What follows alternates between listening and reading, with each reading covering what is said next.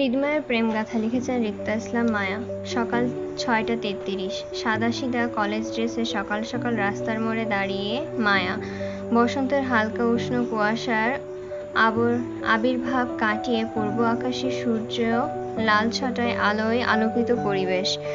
চট্টগ্রাম মুরাদপুর আবাসিক এলাকা হওয়ায় সকালের পরিবেশ বেশ শান্ত থাকে এলাকায়।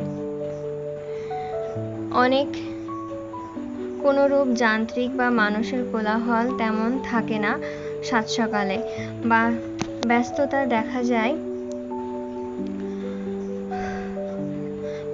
দেখা যায় একটু বেলা গড়ালে। যান্ত্রিক পথচারীদের সঙ্গে ছাত্রছাত্রীদের যাতায়াত দেখা যায় ৮টার মধ্যে। মায়া বাসা থেকে বের হয়েছিল আরো ভোরে, বলতে গেলে ৬টার দিকে। বাসা থেকে এই পুরো রাস্তা হেঁটে আসতে মায়ার ১৫ মিনিট লাগলো। বাকি ১৭ মিনিট ধরে সে রাস্তার মোড়ে দাঁড়িয়ে আছে। মায়া হাতের ফাইলটা চেপে আশেপাশে তাকালো স্বচ্ছ চোখে। রাস্তার দুপাশের দোকানপাটগুলো অনেক আগেই খুলে বসে আছে দোকানদাররা। সকালের বেচাকেনা চলছে সেখানে। রাস্তায় যান্ত্রিক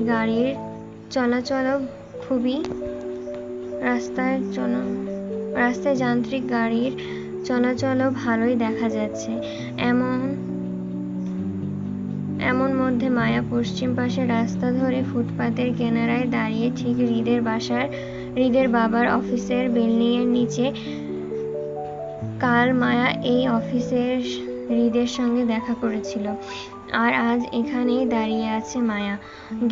গোটা ১৭ মিনিট পার হয়ে ১৮ মিনিটে ঠেকল ওর অপেক্ষার প্রহর। হৃদ কাল মায়াকে সকাল সকাল আসতে বলেছিল, কিন্তু কখন বলেছিল সেটার সময় দেয়নি। এর জন্যই মায়া সারা রাত ছটপটে রাতে ঘুম হারাম করেছে। কাকডাকা ভোরে উঠে কলেজের জন্য একেবারে রেডি হয়ে চলে এসেছে এইখানে। হৃদের সঙ্গে কথাবার্তা শেষ করেই আবার সোজা কলেজে চলে যাবে এমনটা মনস্থির করা। আজ মায়া পরীক্ষা শেষ। প্রযুক্তি পরীক্ষাটা দিলেই ওর যাত্রা শেষ হবে। বিগত ২ দিন ধরে মায়ের পরীক্ষাগুলো খারাপ দিচ্ছে নিখোঁজ স্বামীর চিন্তায়। আজ স্বামীর খোঁজটা নিয়েই পরীক্ষাটা ভালো দেবে মায়া। এত চিন্তার মাঝে মায়া জুঁইকে ঘুমন্ত অবস্থায় রেখে বেরিয়েছে বাসা থেকে। আরিফও ঘুমিয়েছিল। দুজনের কাউকে বলে আসেনি মায়া। এখন মায়াকে ওরা সকাল সকাল খুঁজলে কি হবে কে জানে। মায়ার খোঁজ না পেলে নিশ্চয়ই টেনশন করবে, কিন্তু মায়া কাউকে বলে আসতে পারেনি। যদি বলে বের হতে চাইতো তাহলে জুঁই হাজারটা প্রশ্ন করতো মায়াকে, যার একটার উত্তর আপাতত মায়ের কাছে নেই। আবার জুঁইয়ের সামনে সত্যি বললেও মায়া পার পায় না। জুঁই চট করে ধরে ফেলে মায়ার মিথ্যাটা। সেজন্যই মায়া ইচ্ছে করে জুঁইকে কিছু না জানিয়ে বেরিয়েছে বাসা থেকে। তবে কলেজে গিয়ে না হয় জুঁইকে কিছু একটা বুঝিয়ে বলবে। আপাতত মায়া না হয় চুপিসারে নিজের কাজ শেষ করুক, তারপর না হয় জুঁইয়ের বকা দিলেও শুনে নিবে ও, কিন্তু তারপরও কাজটা হোক। তাছাড়া মায়া ওদের বিল্ডিংয়ের পাহারাদার চাচাকে বলে এসেছে সে শ্রেয়াদের বাসায় যাচ্ছে, সেখান থেকে সোজা কলেজ চলে যাবে। এমনটাই আরিফ বা জুঁইকে বলতে যদি তারা মায়ার খোঁজে আসে তো। মায়া মনে খানিকটা ভয় কাজ করলো নিজের দুঃসাহসিকতা নিয়ে। মাঝে আশেপাশে জড়তায় মিয়ে আবারও তাকালো। রাস্তায় পথচারী অনেকেই মায়ার দিকে তাকাচ্ছে। হয়তো মায়া এই অসময়ে কলেজের ড্রেসে রাস্তায় দাঁড়িয়ে থাকার জন্য পথচারীদের দৃষ্টি ভিড়ে সে।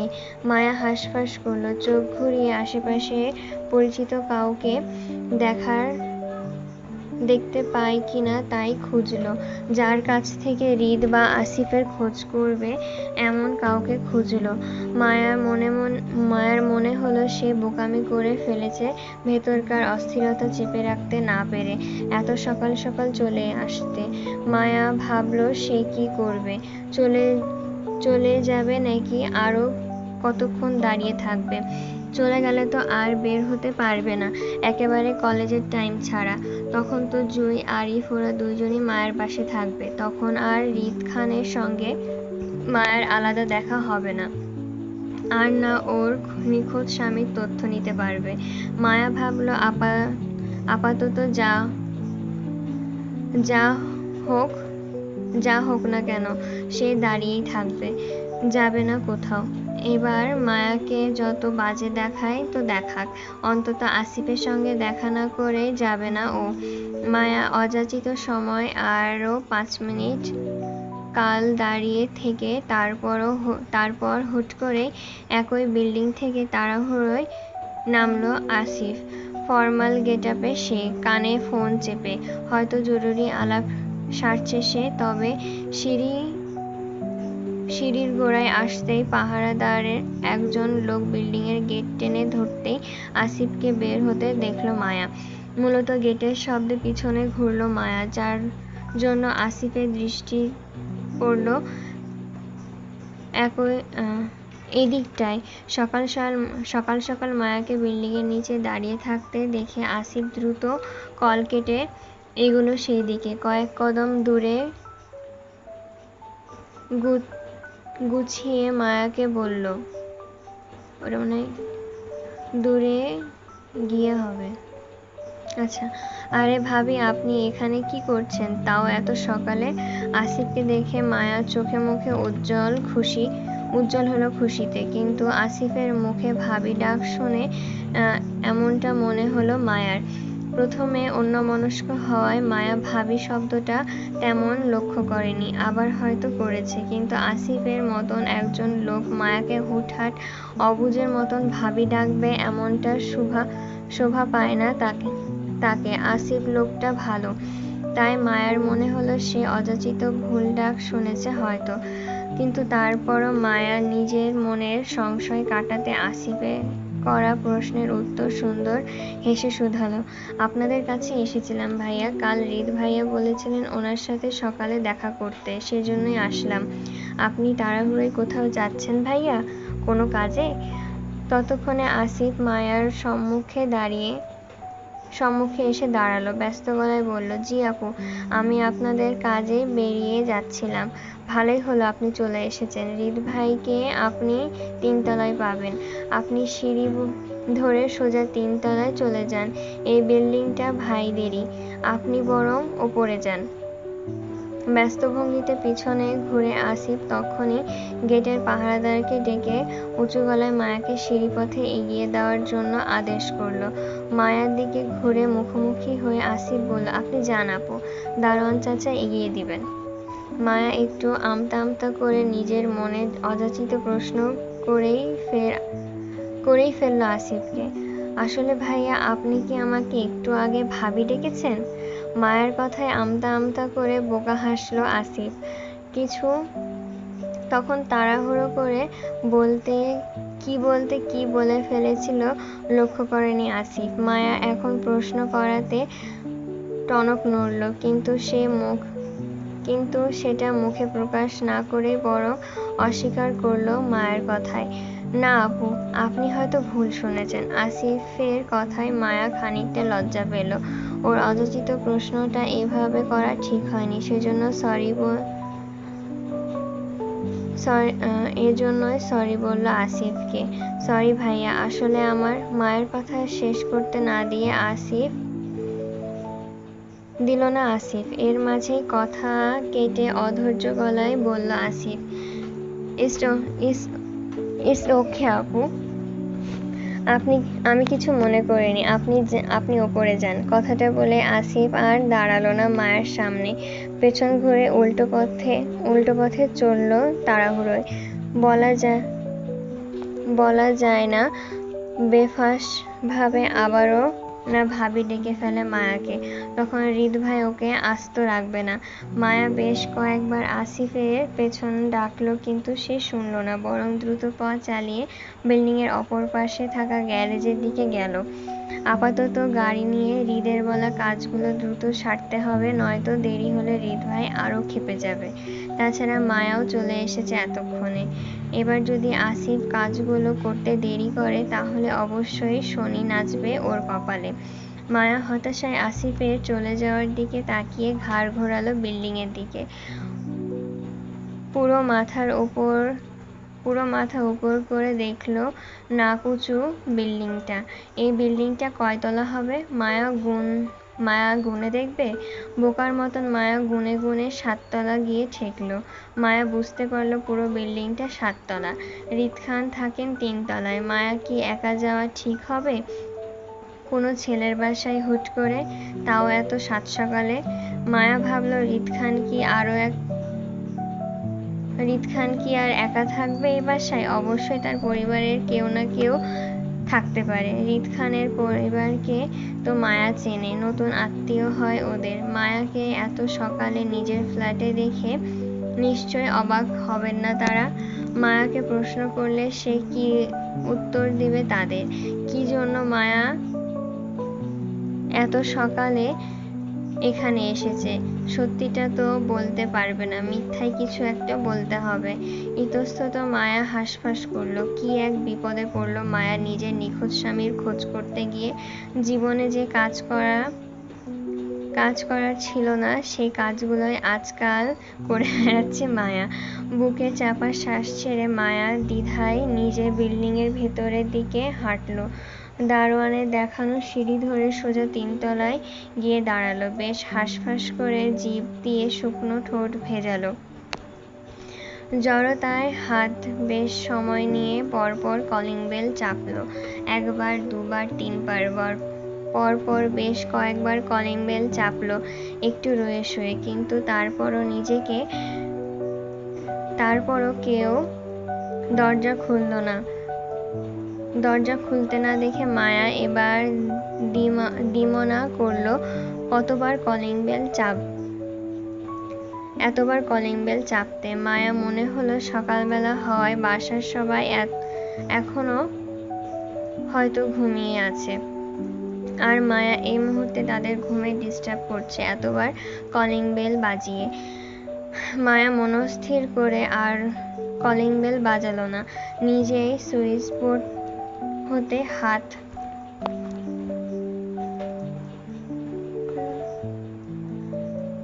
নিজের হাতটা গুটিয়ে নিতেই খট করে দরজা খুলল কেউ। তবে ওর সামনের দরজা নয়, বরং পেছনের ফ্ল্যাটের দরজা খুলে রাশভারী গলায় বলল, এদিকে আসো। মায়া চমকে পেছনে তাকালো। দেখলো হৃদ দরজা ধরে ঘুমন্ত চেহারায় এলোমেলো চুলে দাঁড়িয়ে। দেখে বোঝাই যাচ্ছে কলিং বেলের চাপে সদ্য ঘুম থেকে উঠে এসেছে সে। মায়াকে এই মুহূর্তে দেখে হৃদ অবাক হচ্ছে কিনা তার চেহারায় দেখে মায়ার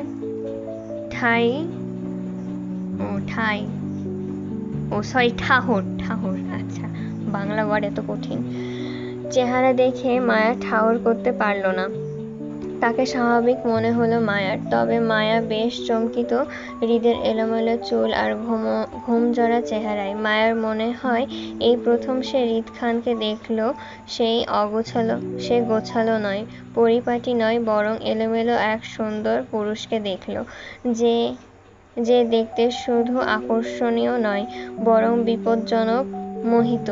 মায়া বিবাহিত না হলে বা স্বামীর জন্য মায়ের মনটা না কাঁদলে এতক্ষণে নিশ্চয়ই হৃদ খানের এই রূপে গলে পড়ত সে। তবে মায়ার মনে বাধ্য লোকটার আসলেই মাত্রা অতিরিক্ত সুন্দর আর নজরকাড়া সুদর্শন। হৃদ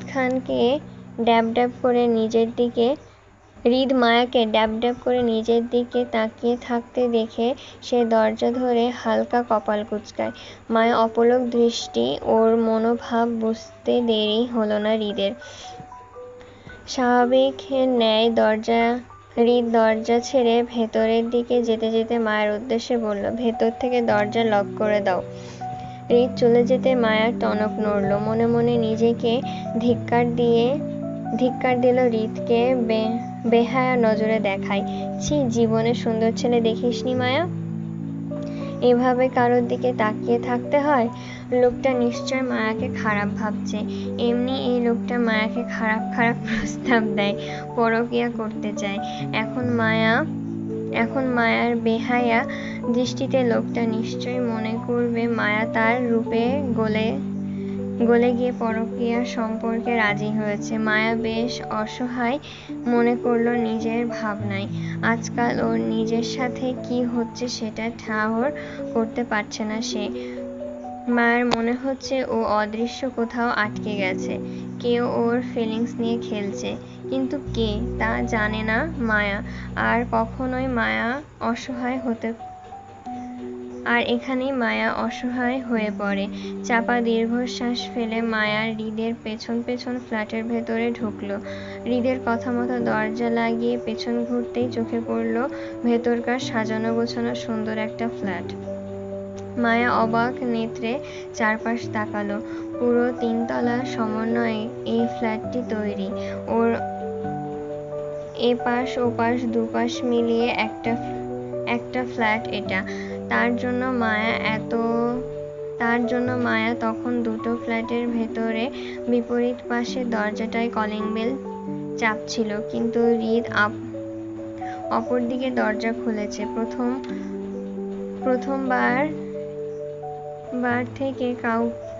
প্রথমবার কেউ বুঝতে পারবে না এখানে দুটো ফ্ল্যাট নয়, বরং একটাতেই গড়া। মায়া ভেতরে ঢুকতে ঢুকতে চোখ ঘোরালো বিলাসিতায় ভরপুর ফ্ল্যাটটির সৌন্দর্যের দিকে। এত সাজানো গোছানো সুন্দর ফ্ল্যাটটিতে হৃদ খানকে ছাড়া আশেপাশে কাউকে চোখে পড়ল না মায়ার। মায়ার চোখ যখন ফ্ল্যাটের আভিজাত্য মাপতে ব্যস্ত, তখন হৃদ মায়ার ধ্যান ভেঙে পুনরায় বলল, এত সকালে আসলে যে? মায়া অল্প চমকে হৃদের দিকে তার তৎপর করে তাকালো জড়তার চোখে। জামাই খুঁজে দিশেহারা হয়ে থাকতে না পেরে সকাল সকাল আপনার কাছে চলে এসেছি তার তথ্য নিতে। এটা বলবে মায়া? এটা বললে নিশ্চয় হৃদ খান মায়াকে পাগল ছাগল মহিলা ভাববে, আবার জামাই পাগলও বলতে পারে ওকে। তখন বিষয়টা ভালো দেখাবে না বলে মায়া মিথ্যা বলে মিনমিন স্বরে বলল, কাল আপনি আমাকে সকালে আসতে বলেছেন, কিন্তু কয়টায় আসবো সেটা বলেননি। সেজন্যই আন্দাজে এখন চলে আসলাম। আসলে একটু পর আমার তাড়া আছে তো তাই। 8টায় আমার পরীক্ষা আছে, সেজন্য এখন না আসলে পরে আর সময় পেতাম না। দৃঢ়কণ্ঠে বলল, কিন্তু আমার জানা মতে তোমার পরীক্ষার খাতা দেয় 9:45 আর শুরু হয় 10টায়, রাইট? মিথ্যা বলে ধরা পড়ে যাওয়ায় মায়া আবারও মিনমিন করল। তারপর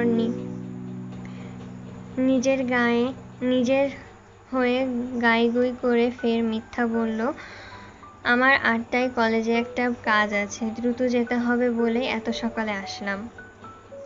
হৃদ নিজের এলোমেলো চুলে দুহাত ব্রাশ করে পেছনে ঠেলে দিতে দিতে চোখ উঁচিয়ে তাকালো দেওয়াল ঘড়ির দিকে। 6:42 বাজে। হৃদের দৃষ্টি অনুসরণ করে মায়াও সেই দিকে তাকালো। হৃদ জানে মায়া মিথ্যা বলছে। স্বামীর খোঁজে সে সকাল সকাল তার কাছে চলে এসেছে সেটাও বুঝল, তবে সে ধরা দিল না। এই মুহূর্তে ধরা দিলে সমস্যা। এই মহিলা তখন হৃদের সুন্দর একটা মুহূর্তে দারুণ একটা প্ল্যানিং নষ্ট করে দিবে। হৃদ ঘড়ি থেকে দৃষ্টি সরিয়ে ফের মায়ের দিকে তাকাতেই চোখাচোখি হলো দুইজনের। মায়াও তখন সবে দেওয়াল থেকে দৃষ্টি সরিয়ে হৃদের দিকে তাকিয়েছে। দুইজনই দৃষ্টি মিলতেই মায়া ইতস্ততায় নত মস্তিষ্ক হলো। জড়তা গলায় বলল, বাসায় আর কেউ নেই? আপাতত নেই।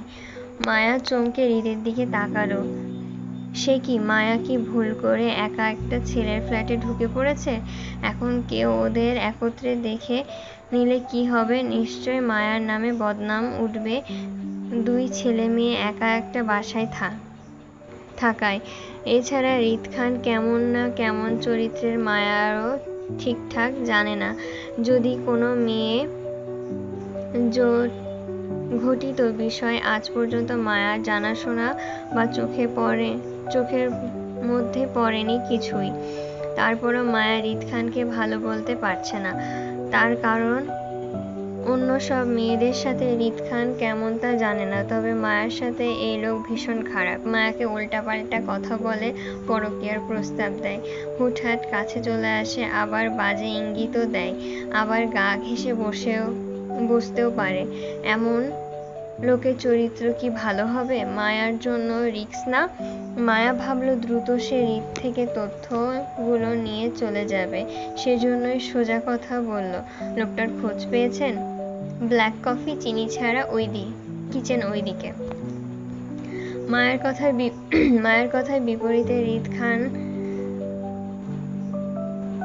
রিদ কথাটা বলে আঙ্গুল তুলে ফ্ল্যাটের কিচেনটা দেখালো। মায়ের থেকে অনুমতি নয়, বরং আদেশ করলো তাকে কফি করে দেওয়ার। হৃদের কথার মাঝে মায়া তীব্র অধিকার বোধ মনে করল। কিন্তু কিসের এত অধিকার হৃদের? সম্পর্কে বেয়াই হয় বলে হয়তো। তাছাড়া নতুন মেহমান বাসায় আসলে তাকে দিয়ে কেউ কাজ করায়? উল্টো রিদ খানের উচিত মেহমান হিসেবে মায়াকে চা নাস্তা করে খাওয়ানো। সেই জায়গায় মায়া এই লোকের জন্য কফি করবে? মায়া অবাক হওয়ার সুরে জানতে চাইল, আমি? প্রায় 6:45। এত সকালে নিশ্চয়ই খেয়ে আসোনি। আপাতত দুইজনের জন্য নাস্তা বানাও, আমি ফ্রেশ হয়ে আসছি।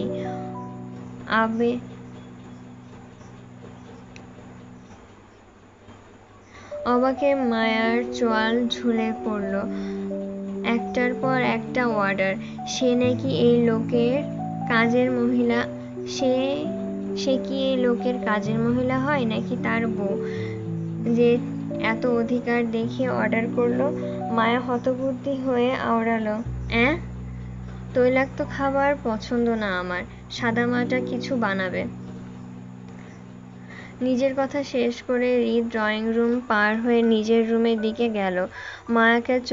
রিদকে চলে যেতে দেখে মায়া তাড়াহুড়োয় পেছন ডাকলো রিদকে, আরে এই যে, কোথায় যাচ্ছেন আপনি? আমার কথাটা তো শুনুন। ওই লোকের খোঁজ পেয়েছেন আপনি? রিদ মায়ার কথার উত্তর করল না, বরং চলে যেতে যেতে নিজের বাক্যে বলল, কিচেনে সব রাখা আছে, চেক ইট। মায়া হৃদের চলে যাওয়ার দিকে বিস্ময়ে তাকালো। ভারী অদ্ভুত লোক, সাত সকালে ডেকে কাজের মহিলা বানিয়ে দিল। একবার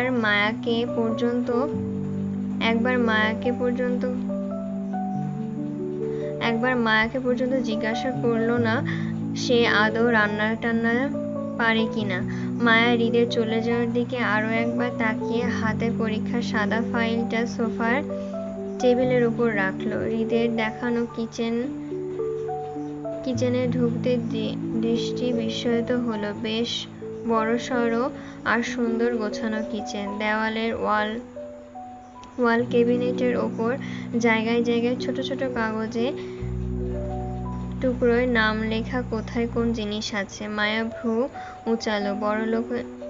বড়লোকি কারবার সারবার। এই রিদ খানের আরো কয়টা বাড়ি আছে কে জানে। ঢাকা টু চট্টগ্রাম এই নিয়ে মায়া 3টে বাড়িতে গেল। বজ্জাত লোক চট্টগ্রামে এসেও পরিবারের সাথে না থেকে এখানকার বাড়িতে পড়ে আছে। মায়া শুনেছে রিদ খান নাকি ঢাকায় খানবাড়িতেও থাকে না, আলাদা নিজের বাড়িতে থাকে।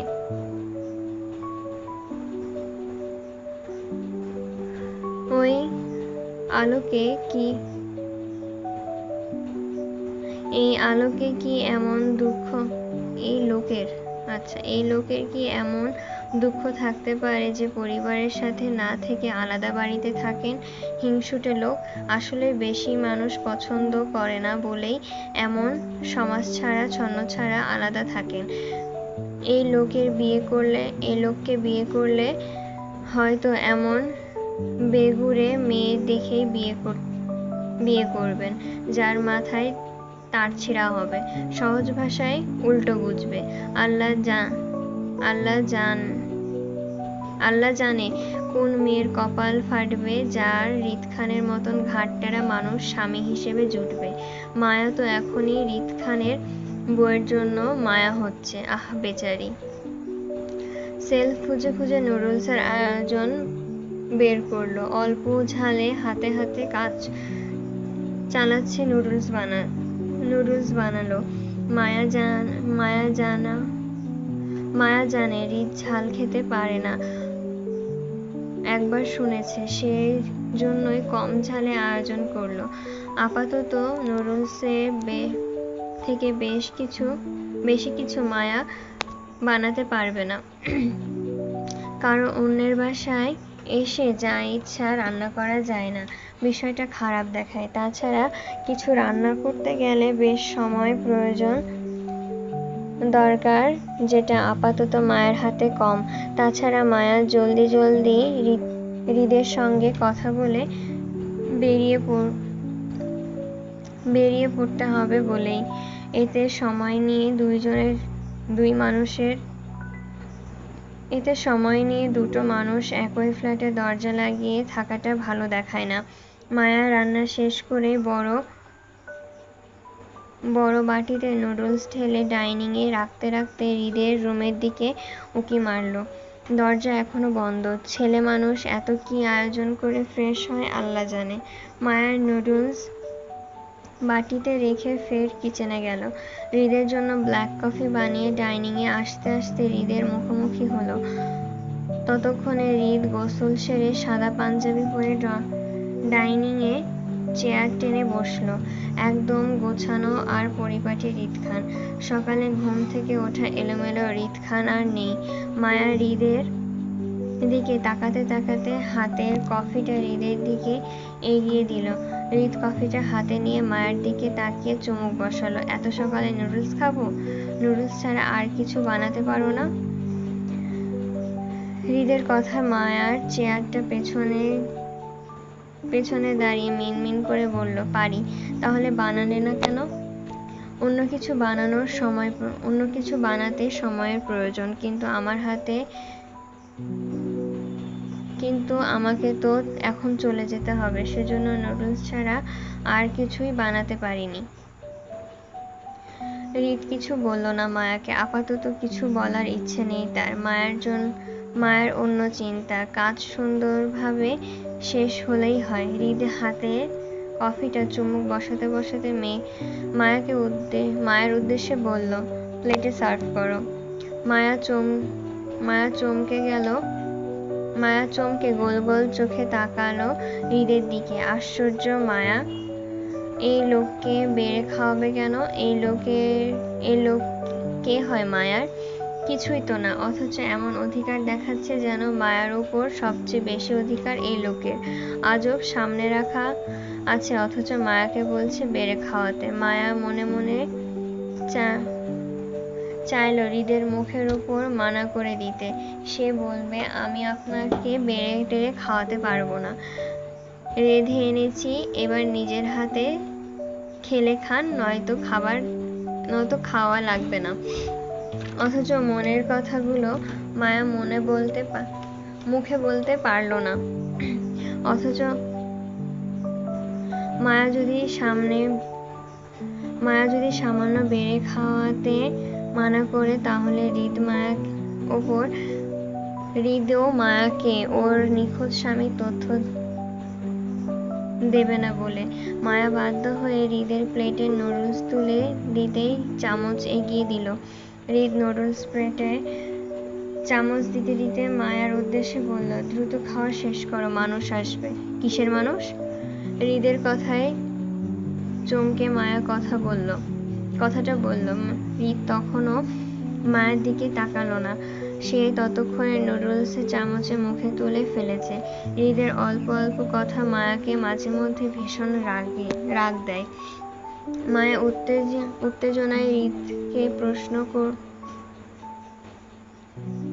উত্তেজনায় হৃদকে ফের প্রশ্ন করবে, তখনই দরজার কলিং বেল বেজে উঠল আচমকায়।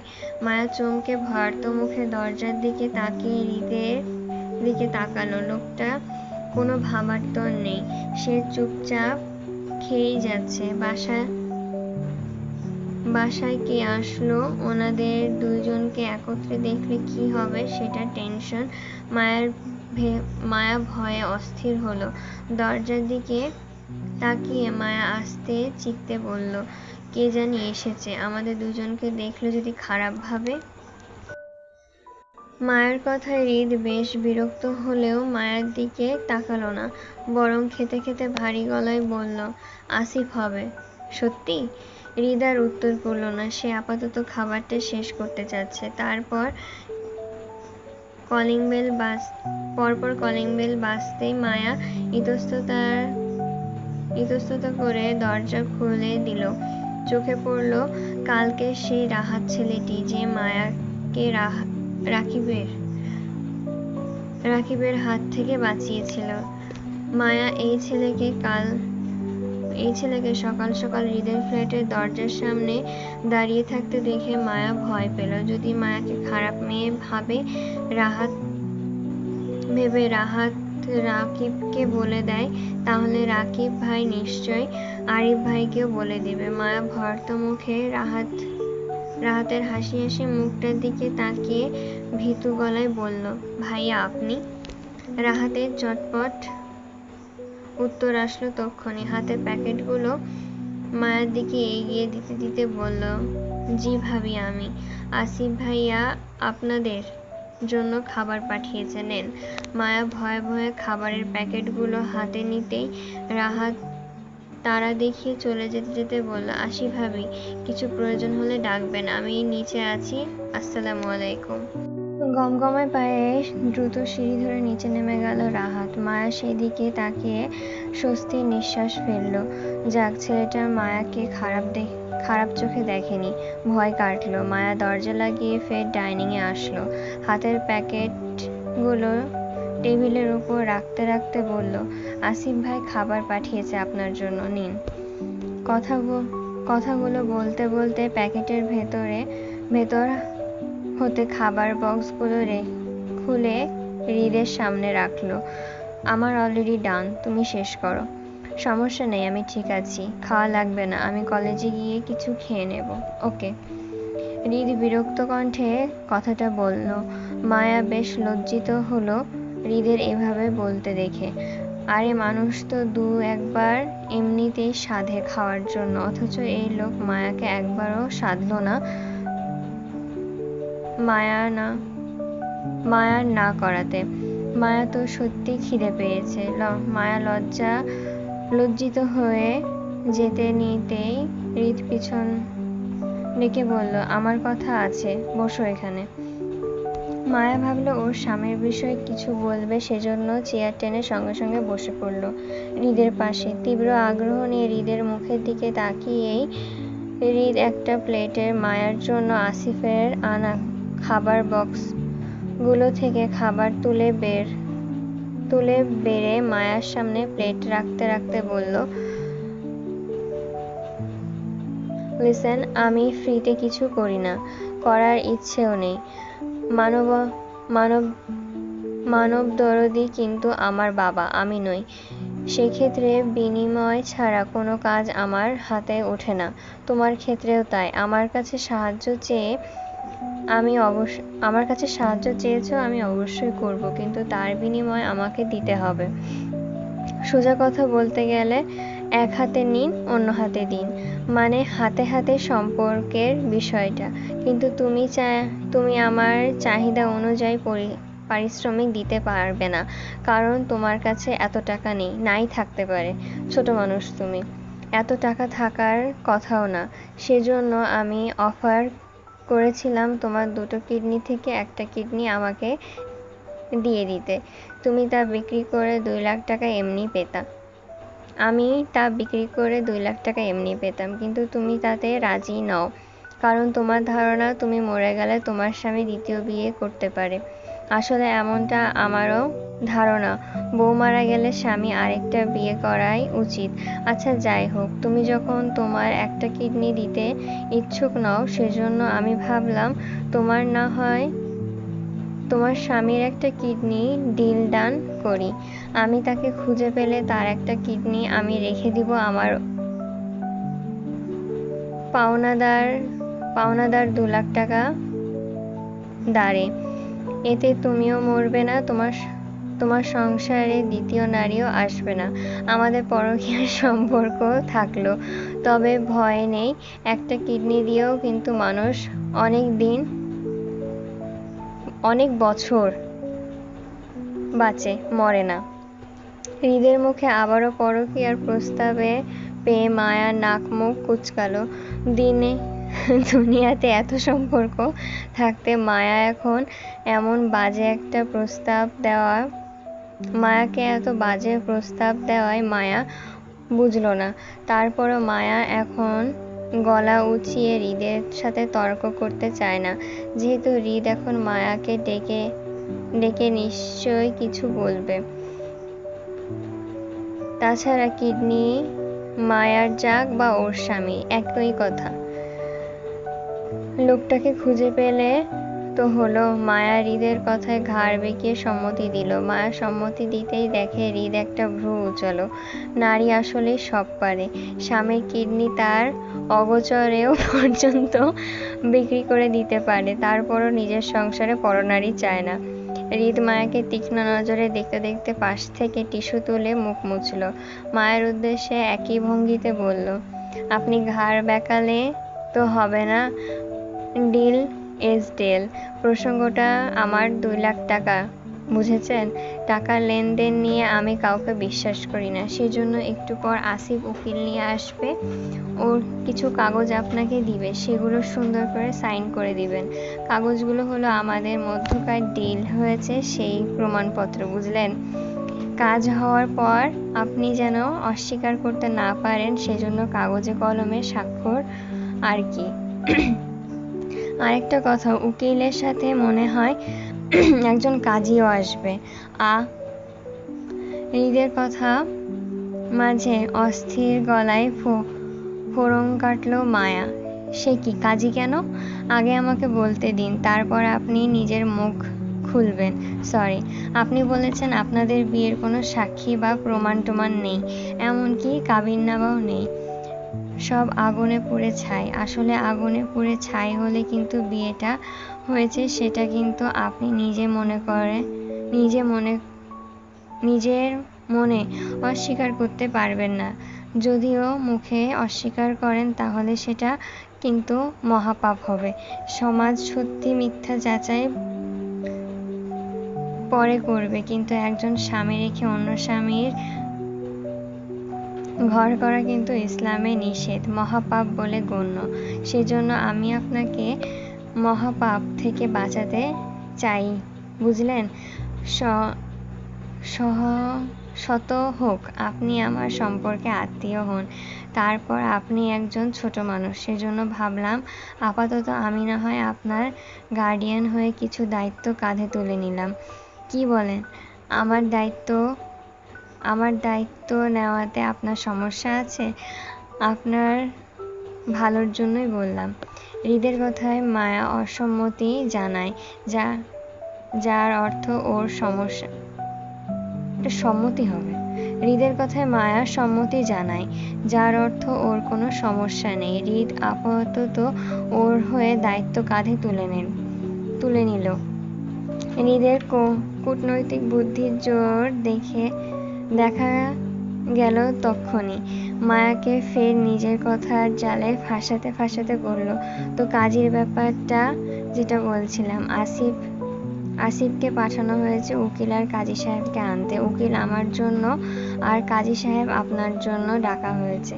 উকিলের বিষয়টা হয়তো এতক্ষণ আপনি বুঝে গেছেন।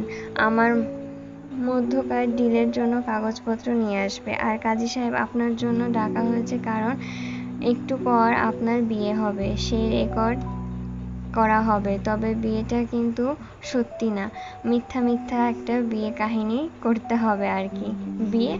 বিয়ে কেন? শুনেছি আপনার স্বামী নাকি অনেক দ্রুত ক্রিমিনাল মাইন্ডের, খারাপ প্রকৃতির লোক, খালি নিজের স্বার্থ বোঝে। এমন ব্যক্তির কাছে আপনাদের বিয়ের মিথ্যা প্রমাণ জোগাড় করা কিন্তু কোনো ব্যাপার না। চাইলে টাকা দিয়ে 1000টা মিথ্যা প্রমাণ জোগাড় করতে পারবে। তবে আমার মনে হয় না সে এমন করবে।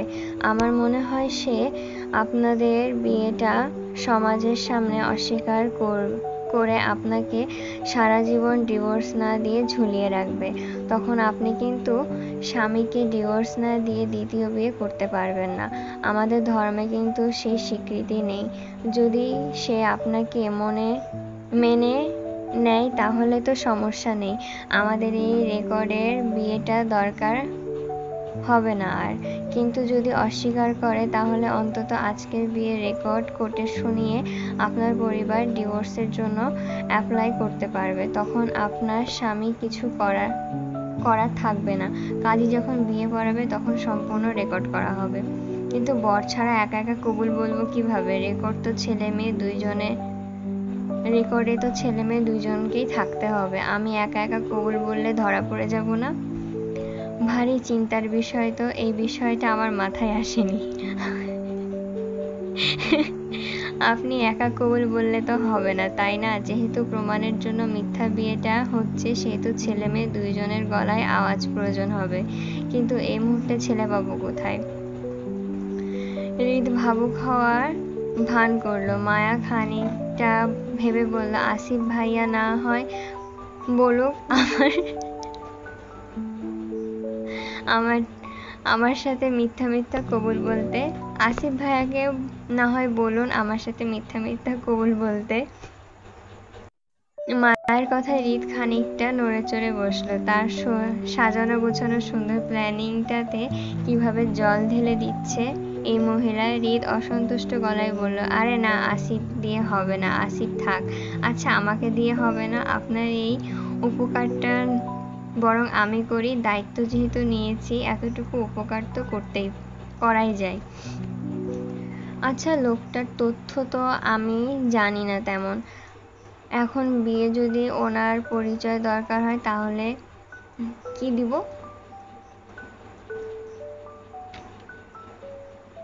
আপাতত আমার পরিচয় দিয়ে আপনার মিথ্যা বিয়েটা কমপ্লিট হবে। তারপর আপনার স্বামীর পরিচয় পেয়ে নতুন করে ভয়েস এডিট করে আমার নাম কেটে না হয় আপনার স্বামীর নাম ঠিকানা বসানো হবে। মায়া ঘাড় বেঁকিয়ে সম্মতি দিল। এই মুহূর্তে হৃদকে মায়ার খারাপ মনে হচ্ছে না, বরং ভালোই মনে হচ্ছে। লোকটা মায়ার এত বড় উপকার করতে চাচ্ছে। মায়া বেশ ফুরফুরে মেজাজে নাস্তা শেষ করে আসিফ, কাজী আর উকিল নিয়ে হাজির হলো। পেছন পেছন রাহাতের সঙ্গে রাফিন, সোহান নামক আরো 2 জন ছেলে আসল হৃদ ভাইয়ের বিয়ে উপস্থিত থাকবে বলে। হৃদের বিয়েতে উপস্থিত থাকবে বলে। হায় আল্লাহ! আবার দেখা যায় তাদের 2 জনকে মায়া পক্ষে সাক্ষী হতে। মায়া হৃদের কূটনৈতিক বুদ্ধির খতিয়ান বুঝতে পারল না, বরং হৃদ মায়াকে ভুলভাল বুঝিয়ে সোফায় গিয়ে বসলো 2 জন, তাও দূরত্ব নিয়ে। উকিল সাহেব মায়ার দিকে বিয়ের রেজিস্ট্রি পেপার এগিয়ে দিতেই মায়া সুন্দর করে সাইন করে দিল।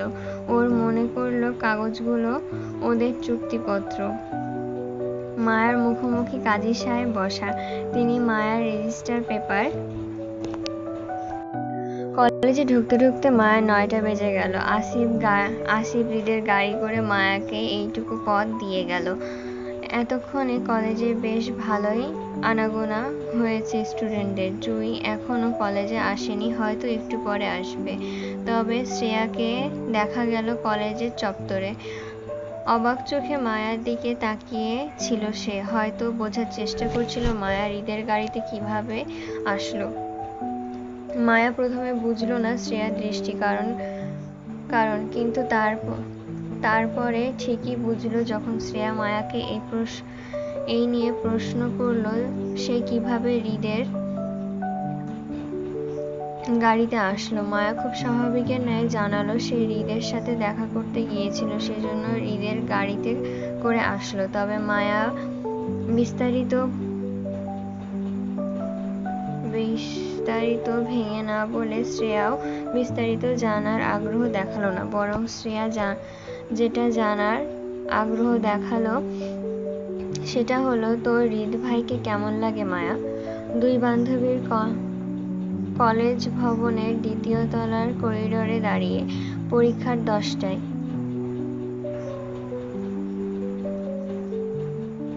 জলদি আসায় পর আপাতত ক্লাসের সামনে দাঁড়িয়ে। শ্রেয়ার কথায় মায়া করিডোরের রেলিংয়ে দেওয়াল ঘেঁষে দাঁড়িয়ে শ্রেয়ার দিকে কপাল কুঁচকে তাকালো।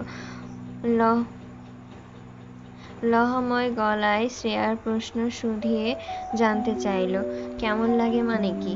কি বুঝাতে চাচ্ছিস? ঠিকঠাক প্রশ্ন কর, তারপর না হয় উত্তরের আশা করিস। মায়ার কথায় কঞ্চিত বিরক্ত হলো শ্রেয়া। তারপরও মায়ার বুঝতে চেয়ে বলল, ঠিকঠাক প্রশ্নই তো করলাম। ছেলে হিসেবে হৃদ ভাইকে তোর কেমন লাগে? শ্রেয়ার প্রশ্নে মায়ার কুঞ্চিত কপাল ভাঁজ শিথিল হয়। বেশ অবজ্ঞা করেই বলল, কেমন আবার লাগবে? 8-10টা ঠিকঠাক মানুষের মতোই লাগে। তবে ওনার রাগ অহংকারের সাথে সাথে লোকটা একটু বেশি সুন্দর। এত সুন্দর মানুষের বউগুলো কপাল খারাপ হয় বুঝলি। সুন্দর পুরুষগুলো বউকে ভালোবাসতে চায় না, কারণ তাদের নিজের রূপের অহংকার শেষ হয় না। যেখানে বউদের রূপ তো ডাল ভাত বুঝলি। এই সুন্দর পুরুষগুলার বাইরের নজর বেশি থাকে। বিয়ের পর পরকীয়ার সম্পর্ক কিন্তু এদের দিয়েই হয়। যদি সবটা আমার ব্যক্তিগত মতামত, তবে এই কারণে আমার সুন্দর পুরুষে অ্যালার্জি, সহ্য হয় না। আমি তো নিজের জন্য পারফেক্ট কালো পুরুষই নির্বাচন করব, যে আমার রূপের প্রশংসা করতে করতে পঞ্চমুখ থাকবে, সারা জীবন আমার আঁচল ধরে ঘুরবে আর বলবে, বউ আমাকে একটু ভালোবাসো তো। দেখো, তোমার ভালোবাসায় আমি কাঙ্গাল হয়ে যাচ্ছি দিন দিন। ভালোবাসায় এত কৃপণতা করলে চলবে বলো? তারপর যেদিন আমি একটু রাগারাগি করব, সেদিন সে এসে বলবে, বউ ধরো তো, এই পড়া পানিটা খাও, পীর বাবা থেকে এনেছি তোমার জন্য। এই পড়া পানিটা খেলে তুমি আর রাগ করবে না, বরং আমাকে বেশি বেশি ভালোবাসবে। আর ভালোবাসাবাসির পড়া পানি তুমি বরং খাও। মায়ের ব্যক্তিগত মতামত আর স্বামী নিয়ে অদ্ভুত সব কথাবার্তায় হতভম্ব হয়ে শ্রেয়া বলল, ভালোবাসার জন্য বুঝি কেউ পানি পড়া খাওয়ায়? এটা অসম্ভব বুঝলি। মায়া দৃঢ় গলায় উত্তর আসলো তক্ষুনি, অবশ্যই অসম্ভব। সোলমেট বুঝিস? অবশ্যই সম্ভব। সোলমেট বুঝিস? বিবাহিত জীবনে যারা সোলমেট পায় তাদের দেখবি এমন ছোট বড় সব পাগলামি করে বেড়ায় পার্টনারদের জন্য। তাই আমিও আল্লাহর কাছে নিজের জন্য একটা সোলমেট চাই, যে সে যেমনই হোক কিন্তু আমার সোলমেট হোক। আমার বিশ্বাস আমি পাবো। আর সেজন্যই সোলমেট হিসেবে নিজের জন্য একটা কালো ছেলেকেই চাই। নয়তো দেখা যাবে হৃদ খানের মতো সুন্দর কোনো পুরুষ যদি স্বামী হিসেবে কপালে জুটে, তখন জামাইয়ের পেছনে তখন আমার পেছন নয়, বরং আমি জামাইয়ের পেছন পেছন পীর বাবার পানি পড়া নিয়ে ঘুরতে হবে তার ভালোবাসা বাড়ানোর আশায়। বুঝলি, মায়ের চিন্তা ভাবনার ধরন সবসময় সবার থেকে অদ্ভুত হয়। যেখানে সবাই নিজের জন্য পারফেক্ট রিদ খানের মতন জামাই চায়, সেখানে মায়া এমনভাবে রিদকে অবজ্ঞা করছে যেন রিদ সুন্দর হয়ে পাপ করে ফেলেছে। মায়ের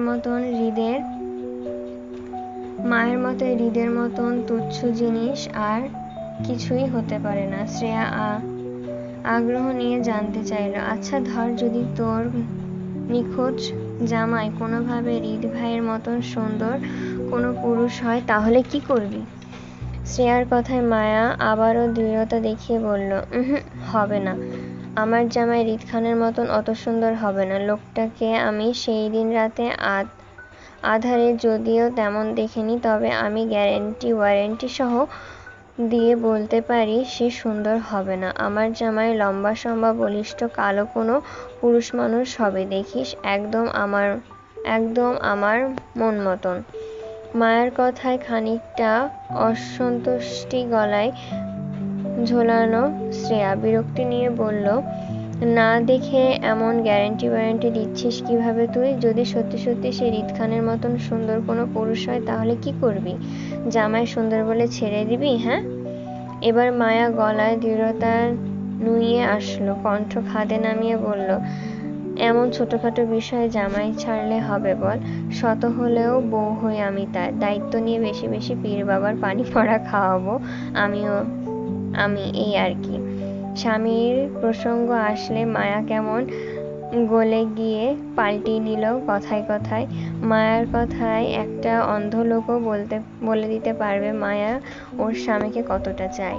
আচ্ছা, যদি এখনো এমন হয় যে মায়ার ভালোবাসার স্বামী মায়ার কোনো অপছন্দের মানুষ বের হয়, তখন কি একই ভালোবাসা থাকবে মায়ার, যেমনটা এখন দেখাচ্ছে স্বামীর জন্য? শ্রেয়ার মনে বেশ কৌতূহল জাগল। আচ্ছা মায়া, তোর হৃদ ভাইকে অপছন্দ করে, তাহলে শ্রেয়া কি হৃদ ভাই দিয়ে একটা উদাহরণ দিবে মায়াকে? মায়াকে উত্তর দেয় অন্তত জানতে পারবে শ্রেয়া। আচ্ছা মায়া, এমনি ধর, জাস্ট কথার কথা জিজ্ঞাসা করছি। হ্যাঁ, যদি এমন হয় তোর নিখোঁজ স্বামী কোনোভাবে তোর অপছন্দের হৃদ খান বের হলো, তাহলে তুই কি করবি এটা জানার পর? মায়া ভাবল না, এক মুহূর্তে চট করে উত্তর দিয়ে বলল, প্রথমে সে হবে না, নো চান্স। তারপরও মনে করে বলছিস, তাহলে যেটা স্বাভাবিক সেটাই করব। মানে তালাক? হ্যাঁ।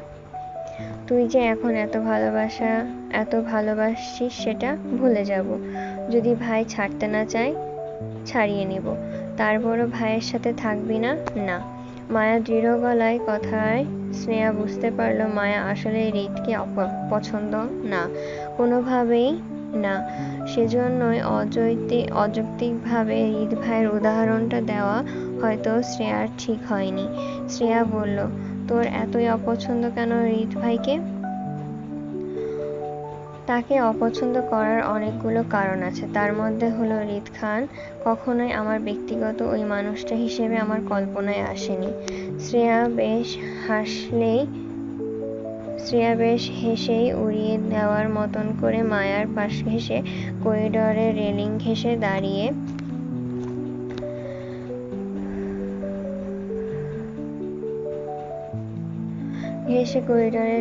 ঘেঁষে দাঁড়িয়েই বলল, তোর হৃদ ভাইকে পছন্দ না, অথচ আমি তার কাজিন হই। আমার চোখে দেখা কত মেয়ে যে হৃদ ভাইয়ের জন্য মুখিয়ে থাকে।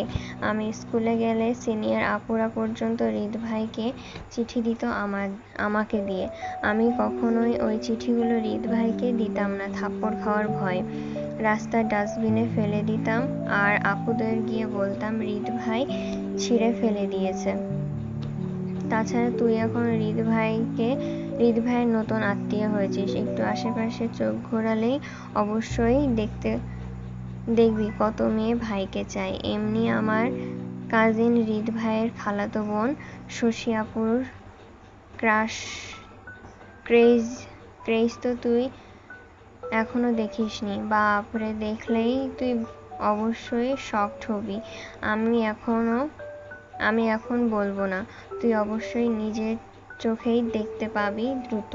তাছাড়া আমি যতটুকু জানি, হৃদ ভাই আর শশী আপুর মধ্যে নাকি প্রেম সম্পর্ক আছে, পারিবারিকভাবে বিয়েও ঠিক, হয়তো সামনে হয়েও যাবে। অথচ তুই বলছিস তোর হৃদ ভাইকে পছন্দ না। তোর জায়গায় আমি হলে তো এমন সুন্দর বেয়াইর ওপর ক্রাশ খেয়ে তার প্রেমে উষ্টা খেয়ে পড়তাম সে কখন। কিন্তু তুই তো ইন্টারেস্ট দেখাচ্ছিস না। হৃদের প্রেম ভালোবাসার সম্পর্কের কথা শুনে মায়া তেমন ভাবান্তর হলো না, বিষয়টা পাত্তা দিল না। যেহেতু হৃদকে ওর পছন্দ না, তাই হৃদের প্রেম বা বিয়ে নিয়ে ওর মাথা ব্যথা নেই।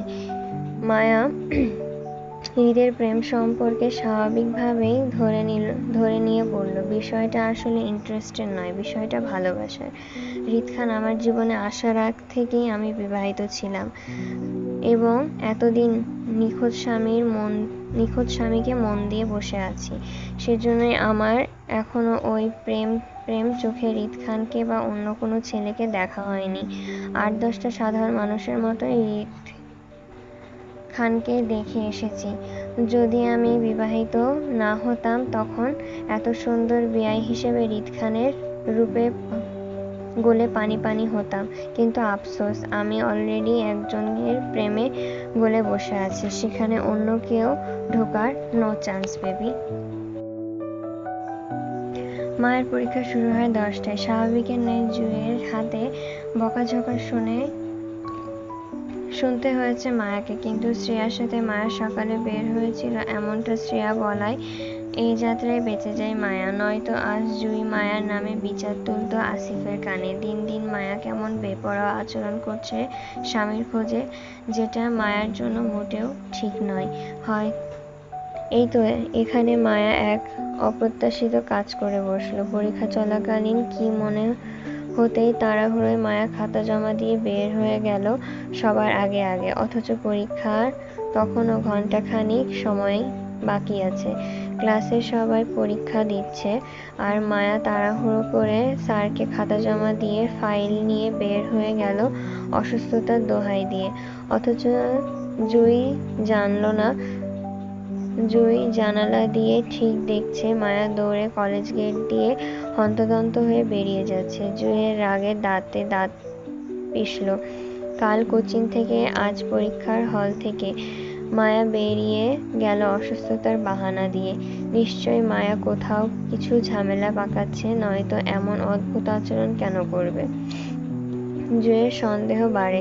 পরীক্ষা শেষ করেই যে জুঁই মায়াকে ধরে বেঁধে সবকিছুর প্রশ্ন করবে। জানতে চাইবে মায়া কেন 2 দিন ধরে এমন অদ্ভুত আচরণ করছে, কেন পরীক্ষাগুলো খারাপ করছে ইচ্ছাকৃতভাবে। মায়া হন্তদন্ত হয়ে রিকশায় চড়ে বসল হৃদের ফ্ল্যাটের উদ্দেশ্যে। মায়া স্থির ন্যায় ছটফট করছে রিকশায় বসে। মায়া এত বড় কুৎসিত কাজ কিভাবে করল? নিজের স্বার্থের জন্য স্বামীকে খুঁজতে গিয়ে তারই একটা কিডনি বিক্রি করার অনুমতি দিয়ে আসলো হৃদকে।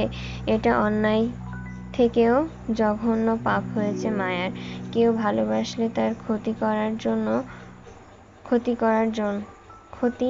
করা যায় না, শুধু ভালোবাসা রাখার দোয়া করা যায়। মায়া তো ওর স্বামীকে ভীষণ ভালোবাসে, তাহলে লোকটা এত বড় ক্ষতি কিভাবে করলো মায়া? ওর বুক কাঁপলো না? মায়া কি আদৌ ওর স্বামীকে ভালোবাসে? যদি ভালোবাসতো তাহলে এমনটা মায়া কখনোই করতে পারত না ওর স্বামীর অগোচরে। তীব্র অপরাধবোধে মায়া রিকশার মধ্যেই বসে ঝরঝর করে কেঁদে উঠল। যে লোকটাকে ও এখনো দেখেনি পর্যন্ত, সেই লোকটার কত বড় বিপদে ফেলে দিল মায়া। সোজা কিডনি বিক্রি করে দিল তার অগোচরে। মায়া কি আদৌ ভালো বউ?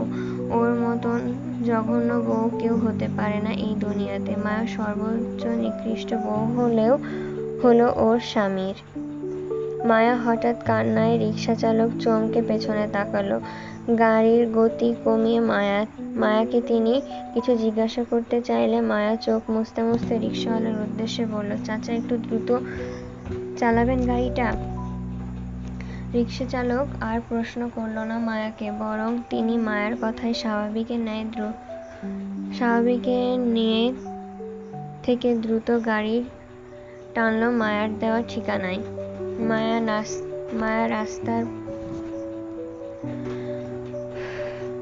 মায়া রাস্তাপথের দিকে তাকিয়ে হৃদের আশেপাশে দেখা যায় কিনা তা দেখতে। মায়াকে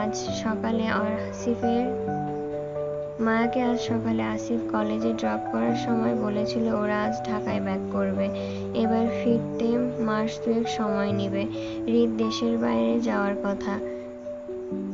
এমতো অবস্থায় যদি মায়া এখন হৃদের কাছে পৌঁছানোর আগেই হৃদ চট্টগ্রাম ছেড়ে চলে যায়, তাহলে মায়া আর নিষেধ করা হবে না। ওর স্বামীর কিডনি নিয়ে কোনো ডিল করতে চায় না ও। মায়াকে যেন হৃদ সকালের উকিলের দেওয়া ডিলের কাগজগুলো ফেরত দেয়, এটাই বলবে। মায়া এখন আর ওর স্বামীকে খুঁজবে না। যেই দিন মায়া 2 লাখ টাকা জোগাড় করতে পারবে সেই দিন খুঁজবে, নয়তো থাক, মায়া আবার নিজেই খুঁজে নেবে ওর স্বামীকে। তারপরও হৃদের সাথে স্বামীর কিডনি নিয়ে কোনোরূপ ডিল করবে না মানে করবেই না। এই যাত্রায় মায়ার ভাগ্য ভালো হওয়ায় রিকশা থেকে নেমেই হৃদের বিল্ডিংয়ের নিচে আসিফকে দেখল গাড়ি নিয়ে দাঁড়িয়ে আছে। হয়তো অল্পক্ষণেই চলে যাবে। আসিফের সঙ্গে ড্রাইভার সহ আরো 10-12 জনের মতো ছেলেপেলে দাঁড়িয়ে থাকতে দেখল মায়া সেই দিকে এগিয়ে যেতেই রাহাত সালাম দিল। আসিফ মায়াকে এই অসময়ে দেখেও কিছু বলল না, বরং মায়া কিছু বলার আগে আসিফ স্বাভাবিকের ন্যায় জানালো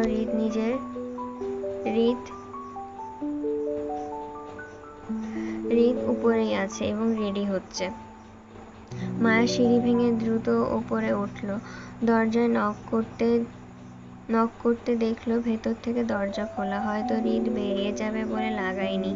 মায়ের চাপানো দরজা ঠেলে ভেতরে ঢুকতে গেলে হৃদ সোফায় বসে পড়ছে। কারোর উপস্থিতি টের পেয়ে হৃদ বেখেয়ালিভাবে চোখ তুলতেই দৃষ্টি মিলল মায়ের সাথে। মায়ার এই অসময়ে দেখে খানিকটা কপাল কুঁচকালো। তৎক্ষণাৎ দৃষ্টি ঘোরালো দেওয়াল ঘড়ির দিকে। এক পলক সময়টাও দেখে নিল। মাত্র দুপুর 12টা 5। তার মানে মায়া পরীক্ষা এখনো শেষ হয়নি, রানিং। তাহলে এই মেয়ে এই অসময়ে পরীক্ষা রেখে হৃদের বাসায় কি করছে? হৃদ পুনরায় নিজের পড়ায় স্থির হলো। কি চাই? আমি সকালে আমাদের মধ্যকার ডিলের কাগজপত্র ফেরত চাই ভাইয়া। আমার স্বামীর ক্ষতি করে কোনো কিছু করব না আমি। আপনি আমাকে সকালের কাগজগুলো ফেরত দিয়ে দিন প্লিজ। আপাতত এই কোনো চুক্তিতে যেতে চাই না আমি। যেদিন আপনার চাওয়া টাকা জোগাড় করতে পারবো সেই দিন ওই লোকটার খোঁজ করব, নয়তো না। তারপর আমি আমার স্বামীর কিডনি দিয়ে কোনো এরকম চুক্তিতে জড়াবো না। মায়া হৃদে এগিয়ে গিয়েও আস্তে আস্তে দৃঢ়তা দেখিয়ে কথাগুলো বলল। হৃদ পড়তে পড়তে মায়ের কথাগুলো যথার্থ অর্থ বুঝতে চাইল। ডিলের নাম করে হৃদ যে সকালে মায়াকে কায়দা করে কাগজগুলোতে সাইন নিয়েছে তার সবগুলোই ছিল তাদের বিয়ের রেজিস্ট্রি পেপার আর কিছু বিয়ের সত্যায়িত প্রমাণপত্র। কোনো কিছুই তো চুক্তিপত্র ছিল না। এখন এই বোকা মেয়েকে কি বলবে সে কথা? এই নারী বুঝবে? হৃদ কি এখন নিজের কিডনি বিক্রি করবে নাকি? আজব। হৃদ মায়ের কথায় তেমন পাত্তা দিল না। শুনতে না পাওয়ার মতন করেই পড়ে উঠে দাঁড়ালো। মায়াকে আদেশ করে বলল, ফ্রিজ থেকে ঠান্ডা পানি নিয়ে আসো। হৃদের হুটহাট আদেশে মায়া বিরক্ত, সাথে সাথে উপচে পড়া রাগও হলো। মায়া সিরিয়াস মায়ার সিরিয়াস মোমেন্টে হৃদের হেয়ালি আদেশও গা জ্বলে উঠল রাগে। তারপরও সেটা চেপে গেল, প্রকাশ করল না। কারণ এই মুহূর্তে মায়া হৃদের কাছে ধরা। ডিলের কাগজগুলো নিতে হলে অবশ্যই মায়ার হৃদের আদেশগুলো শুনতে হবে। মায়া তাড়াহুড়োয় হৃদের দিকে না গিয়ে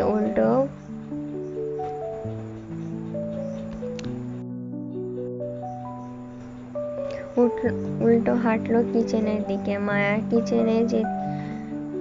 কিচেন দিকে যেতে দেখে হৃদ পকেটে হাত গুজল। ছোটখাটো একটা নীল ডায়মন্ডের বক্স বের হয়ে আসলো তাতে। সকালে দুইজনের বিয়ে হয়েছে, অথচ হৃদ এখনো মায়াকে তেমন কিছু দেয়নি। কাবিননামার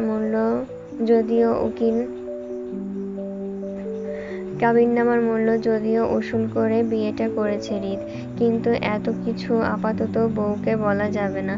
দেখা যাবে এই লুকোচুরি খেলাটা আর কতদিন এভাবে চলে। এই হাইড-এন্ড-সি খেলার শুরু তার বউ করেছে, এবার শেষটাও তার বউকেই করতে হবে। হৃদ এই ব্যাপারে কোনো সাহায্য করবে না বউকে। যেভাবে হারিয়ে গিয়েছিল হৃদকে না বলে, ঠিক সেভাবেই তাকে খুঁজে বের করতে হবে। ততদিন হৃদ শুধু তৃতীয় পক্ষের ভূমিকা পালন করবে এই বিষয়ে। হৃদ হাতের বক্সটা দিকে এক পলক তাকালো। বউকে দেখার জন্য আপাতত দুটো জিনিস আছে হৃদের কাছে। তার মধ্যে একটা হলো তার হাতের এই বক্স, কিন্তু সেটাও এই মুহূর্তে দিতে গেলে তার বউ বেশ উল্টাপাল্টা প্রশ্ন করবে তাকে, যার উত্তর এই মুহূর্তে হৃদের কাছে নেই। হাতের মুঠোর বক্সটা চেপে হৃদের সামনে তাকালো। মায়াকে দেখল হৃদের জন্য পানি নিয়ে এগিয়ে আসতে। দুজন মুখোমুখি হতেই মায়া হৃদের দিকে পানির গ্লাসটা এগিয়ে দিতে আওড়ালো, নিন, খাও। হৃদের আদেশে মায়া চমকে উঠে অবুঝ গলায় শোধালো, আমি কেন? এটা তো আপনার, আপনি খান, নিন, কুইক।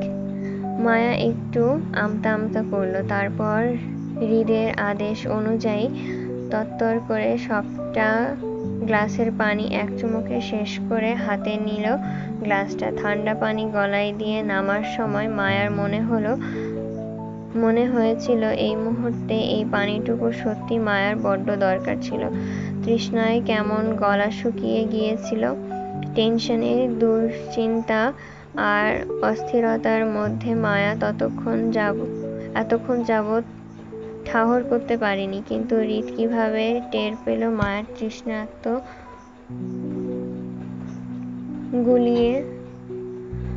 তৃষ্ণার্তে গুলিয়ে যাওয়া গলাটার সম্পর্কে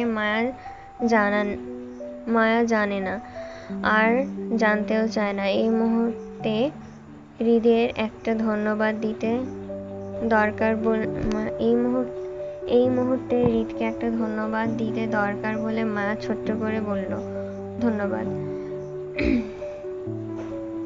হৃদ হালকা ঝুঁকে সোফার টেবিলের ওপর থেকে ফ্ল্যাটের চাবির রিং হাতে নিতে মায়ের মুখে ধন্যবাদ শব্দটা শুনল। তাতে হ্যাঁ বা না তেমন কিছুই বলল না সে। কেবল চাবির রিং হতে একটা এক্সট্রা চাবি খুলে হাতে নিল, আর সেটা মায়ের দিকে এগিয়ে দিতে বলল, এটা তোমার, টেক দিস। বিষণ্ণ মায়া চমকিত চোখে হৃদের হাতের দিকে তাকিয়ে নিজের হাতের পানির গ্লাসটা টেবিলের ওপর রেখে চাবিটা নিল। বড় সাইজের একটা চাবিকাঠি সেটা। উল্টে পাল্টে দেখে ও হৃদের উদ্দেশ্যে বলল, এটা কিসের চাবি? এ ফ্ল্যাটের। তো এটা আমাকে দিচ্ছেন কেন? এটা দিয়ে আমি কি করব? এই চাবির গুরুত্ব ও মূল্যায়ন দুটোই ভবিষ্যতে বুঝতে পারবে তুমি, প্রয়োজন পড়বে তোমার। হৃদের সিরিয়াস কথাটাও মায়ার নিকট কেমন হেঁয়ালি ঠেকল। সে বুঝল না বিষয়টা। ভবিষ্যতে মায়া হৃদের ফ্ল্যাটে কি এমন প্রয়োজন পড়বে আশ্চর্য অনিচ্ছা সত্ত্বেও মায়া নিজের পরীক্ষার ফাইলের ভেতরে চাবিটা ঢুকিয়ে রাখল। আপাতত এই একটা চাবি নিয়ে হৃদের সঙ্গে কথা বাড়াতে চায় না মায়া। একটা চাবিই তো, এটা আর কি এমন জিনিস, লোহার একটা ছোট পদার্থ ফেলে দিলেই শেষ। হৃদের হাতে মায়ার জন্য আনা দ্বিতীয় উপহারের বক্সটা সে আর দিল না, বরং অতি সতর্কপণে পকেটে ঢুকিয়ে ফেলল। হঠাৎ মনে হওয়ার মতন করেই তাড়াহুড়োয় মায়া বলল, ভাইয়া প্লিজ আমাকে ডিলের কাগজগুলো ফেরত দিন, আমি কোনো ডিলে যেতে চাই না। মায়ার কথায় হৃদ বাম হাতের সময়টা দেখে নিল, পকেটে দুহাত গুজতে গুজতে বলল, তুমি কিছু বললেই যে আমাকে সেটা শুনতে হবে এমন তো ডিল হয়নি। কাগজপত্রগুলো অলরেডি কোর্টে সাবমিট করা হয়ে গেছে, ডিল ক্যান্সেল করা যাবে না। তুমি এখন আসতে পারো, আমি বেরোবো। হৃদ মায়াকে কৌশলে এড়াতে চেয়েছিল তাড়িয়ে দিয়ে, কিন্তু মায়া বের হলো না। স্বামীর জন্য মায়ার ছটপট অস্থিরতা হৃদের চোখে পড়ার মতন ছিল। বউয়ের এত ভালোবাসা, এত অস্থিরতা সব তো হৃদের জন্যই, তাই না? হৃদের ভেতরটা হঠাৎ পৈশাচিক আনন্দে শীতল হলো। অনাকাঙ্ক্ষিতভাবে কারোর দিশেহারা ছটপটের কারণ হতে পেরে হৃদ ভেতরে অদ্ভুত আনন্দ বোধ করলো। খুব কাছ থেকে মায়ার ছটপট দেখতে পারছে হৃদ, আর সেটাই যেন হৃদের পৈশাচিক আনন্দের কারণ হলো। কিন্তু হৃদের পৈশাচিক আনন্দ বেশিক্ষণ টিকল না মায়ার পরবর্তী আচরণে। হৃদ ডিল ক্যান্সেল করতে অস্বীকার করায় দিশেহারা হলো মায়া। ঝটপট করে কেঁদে উঠে তৎক্ষণাৎ হৃদের পায়ের ওপর পড়ল, দুই হাতে দুই পা চেপে ধরে আকুতি মিনতি করে বলল, ভাইয়া প্লিজ প্লিজ, আপনার পায়ে পড়ছি আমি, প্লিজ আমাকে কাগজগুলো ফেরত দিয়ে দিন। লোকটা এইসব কিছু জানে না, আমি লোকটার ক্ষতি করে কোনো ডিল করিনি। আমার দ্বারা ওনার কোনো ক্ষতি হলে সেটা আমি সহ্য করতে পারবো না, মরে যাব। ভাইয়া প্লিজ আপনি লোকটার কোনো ক্ষতি করবেন না, লোকটার কিডনিও নিবেন না, প্লিজ আমাকে ডিলের কাগজগুলো ফেরত দিন, প্লিজ প্লিজ। হৃদ হতভম্ব, ভীষণ হতবাক, স্তব্ধতার ন্যায় হতবুদ্ধি হয়ে ঠাই জায়গায় দাঁড়িয়ে। মায়া হুট করে হৃদের পায়ে পড়ে যাবে এমনটা হৃদের ঘুণাক্ষরেও ধারণাতে ছিল না। মায়া কান্না আহাজারিতে হৃদের মনটাও হুট করে কেমন নরম আর শীতল হয়ে গেল। বউয়ের ভালোবাসায় ভেতরটা ঠান্ডা অনুভব করলো। হৃদ ভাবল সে হয়তো একটু বেশি করে ফেলেছে, বউয়ের অনুভূতি নিয়ে খেলা ঠিক হয়নি, সত্যি বলে দেওয়া উচিত ছিল। হৃদ কোমল হাতে মায়ের বাহু চেপে দাঁড় করালো। মায়া তখনও হৃদের মুখোমুখি দাঁড়িয়ে হাত জোড় করে আকুতি মিনতি করে কাঁদছে ওর স্বামীর ক্ষতি না করতে, ডিলের কাগজগুলো মায়াকে ফেরত দিয়ে দিতে। হৃদ ঠোঁট গোল করে ভেতরকার স্থির শ্বাস ছাড়লো, কপালের একপাশে চুলকিয়ে মায়ার কুণ্ডলরত মুখটার দিকে তাকালো। স্বামী হিসেবে হৃদ নিজের পরিচয় এই মুহূর্তে দিলে মায়া সেটা কিভাবে গ্রহণ করবে তাও খানিকটা ভাবল। হৃদ নিজের সহিংসতা দূর করে মায়ার হেজাবের উপর দিয়ে মাথায় নিজের ডান হাতটা রাখল। স্বামী হিসেবে অধিকার খাটিয়ে এই প্রথম হৃদ মায়াকে স্পর্শ করল। যত্ন নিয়ে একটু মায়ের মাথায় আদরে হাত বুলিয়ে দিল। হৃদ আবারও একই স্থিরতা চাপা নিঃশ্বাস ফেলে বলল, যাকে তুমি খুঁজছো তাকে খোঁজা বাদ দিয়ে আমাকে স্বামী হিসেবে গ্রহণ করলে চলবে না তোমার? হৃদের কথাটা শেষ করতেই যতটুকু দেরি হলো বাস ততটুকুই, কিন্তু মায়ার রিয়াকশন দেখা গেল তৎক্ষণাৎ। মুহূর্তের মাঝে হৃদের হাতটা ঝাড়া দিয়ে মাথার ওপর থেকে ফেলে দিল তীব্র রাগে। তেতে উঠে বলল মায়া, আমি আপনার কাছে সাহায্য চেয়েছিলাম, উপদেশ নয়। তৃতীয় পক্ষ হয়ে একদম আমার ব্যক্তিগত জীবনে ঢোকার চেষ্টা করবেন না। আমি কাকে খুঁজবো কাকে খুঁজবো না সেটা আমার ব্যক্তিগত মতামত হবে, আপনার না। আমাকে দুর্বল ভেবে একদম সুযোগ নেওয়ার চেষ্টা করবেন না। আমি ওই টাইপের মেয়ে নই যারা আপনার রূপ আর টাকা পয়সা দেখে আপনার পেছনে ঘুরে বেড়াবে। আর না আপনার ভালোবাসায়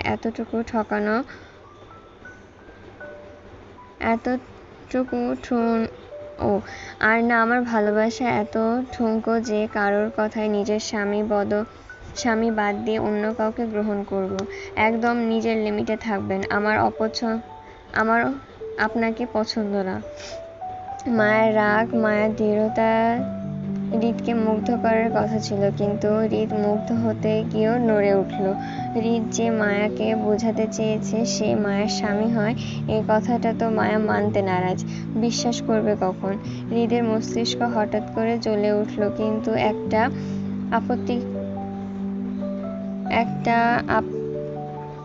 আপত্তি জানিয়ে। মায়া নিজের স্বামীকে যতটা পাগল হয়ে ভালোবাসে ঠিক ততটাই হৃদকে অপছন্দ করে। এতটাই অপছন্দ করে যে হৃদ মায়ের স্বামী হতে পারে এটা এই মেয়ে কল্পনাতেও রাখেনি। হৃদ তো শুধু প্রাথমিক অবস্থায় এই মেয়েকে একটু করে বোঝাতে চেয়েছিল হৃদ মায়ের স্বামী হতে পারে। পুরোপুরি হৃদ সত্যিটা বলেনি, অথচ মায়া অল্প কথা শুনে রিয়্যাক্ট করলো। হৃদের কথাটা বিশ্বাস করা তো দূরে, উল্টো ভুল বুঝে বসলো।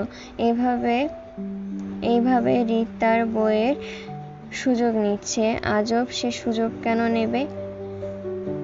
মেয়েটি তার বউ হয়। যদি হৃদের কখনো মনে হয় তার বউকে দরকার, তাহলে সে সোজা বেডরুমে নিয়ে ফেলবে এই মেয়েকে। তারপরও ভাওতাবাজি করে বউকে ছুঁবে না সুযোগ নেওয়ার উদ্দেশ্যে। এমনটা করার হৃদের দরকার নেই। হৃদ মনে তীব্র প্রশ্ন জাগলো। আচ্ছা, এই মেয়ে যখন জানতে পারবে হৃদ মায়ের স্বামী হয়, তখন কি করবে? এত ভালোবাসা থাকবে তো এই নারীর তার প্রতি, নাকি হৃদ এই নারীর স্বামী হয় বলে সে এত ভালোবাসাকে মুহূর্তেই ঘৃণায় রূপান্তর করবে, দূরে সরে যেতে চাইবে হৃদ থেকে? অসম্ভব। হৃদ এত সহজে ছেড়ে দিবে বউকে? তাকে এত আগ্রহ নিয়ে পাগল বানিয়ে শেষে কিনা ছেড়ে যেতে দিবে এই নারীকে? অসম্ভব। জানে মেরে ফেলবে না সে এই নারীকে? তারপরও ছাড়বে না। এতক্ষণে ভালো লাগাটুকু হুট করে কেমন বিতৃষ্ণা ঠেকল হৃদের নিকট। মায়ের শক্ত অনলের দিকে তাকিয়ে হৃদ তেতো গলায় বলল, নিজের লিমিটেই আছি আমি। এমনটা যাতে না হয় তুমি নিজের লিমিট ক্রস করে একটা অপছন্দের মানুষের সাথে নিজের সারাটা জীবন শেয়ার করতে হলো। আপনার সাথে আমি একটা চকলেট পর্যন্ত শেয়ার করব না। সারা জীবন তো দূরে। শুধু চকলেট নয়, নিজের সবকিছু আমার সাথে শেয়ার করবে তুমি, তাও স্বেচ্ছায়। I promise. অসম্ভব। অসম্ভব বলতে কিছু নেই।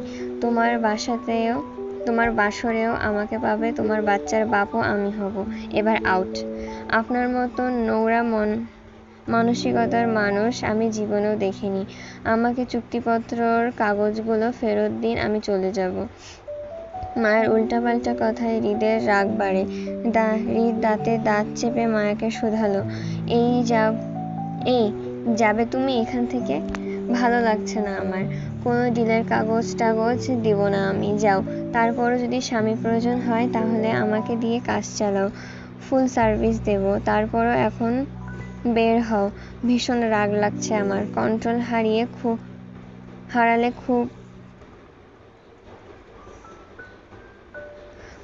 হারালে খুব হবে তোমার। যাও।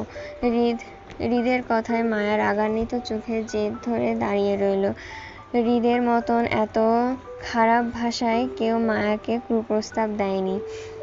মায়ার রাগটা যেন কোথায় যাচ্ছে বলা দায়।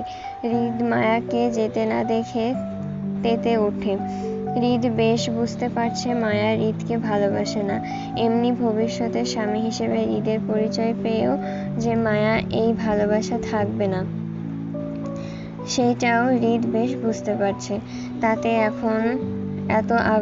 তাহলে এখন এত আগ্রহ নিয়ে যে এই নারী তাকে পাগল বানাচ্ছে, সেটা কে দেখবে? হৃদ জাস্ট পাগল হয়ে যাচ্ছে এই নারীর জন্য। এই নারী আর কিছুক্ষণ হৃদের সামনে থাকলে নিশ্চয় সে রাগে কন্ট্রোল হারাবে। কি হলো শুনতে পাওনি? দাঁড়িয়ে আছো কেন? যাও। তোমার এই নাটক দেখানো ভালোবাসা আমার অলরেডি বোঝা শেষ। আর কাহিনী করতে হবে না, যাও। আর হ্যাঁ, তোমার স্বামীর দেখা তুমি ইহজীবনে আর পাবে না। মনে করো তোমার স্বামী মৃত, তাকে আমি মেরে ফেলেছি, এবার আমাকে গ্রহণ করো।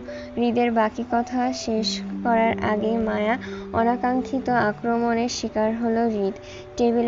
টেবিলের উপরে রাখা সেই পানির গ্লাসটা তুলে মায়ার হঠাৎ ছুঁড়ে মারল হৃদের দিকে। হৃদের অপরাধ, সে মায়ার স্বামীকে মৃত বলেছে।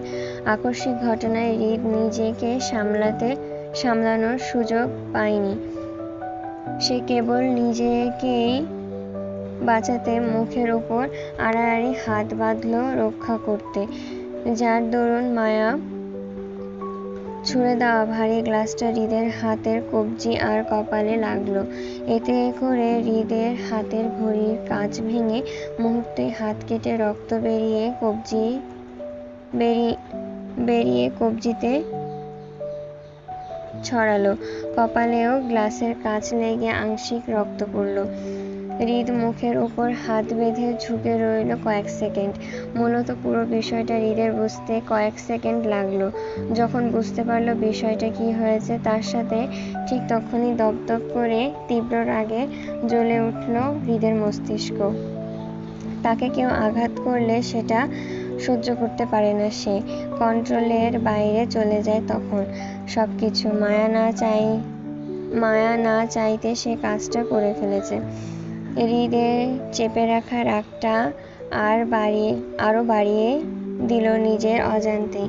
কয়েক সেকেন্ডের নিস্তব্ধ পরিবেশটা হুট করে কেমন অশান্ত তাণ্ডবে পরিণত হলো। সুন্দর ফকফকা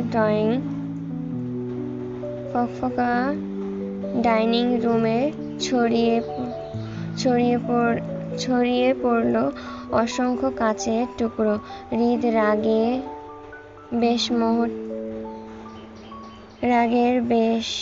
রাগের বশে মুহূর্তের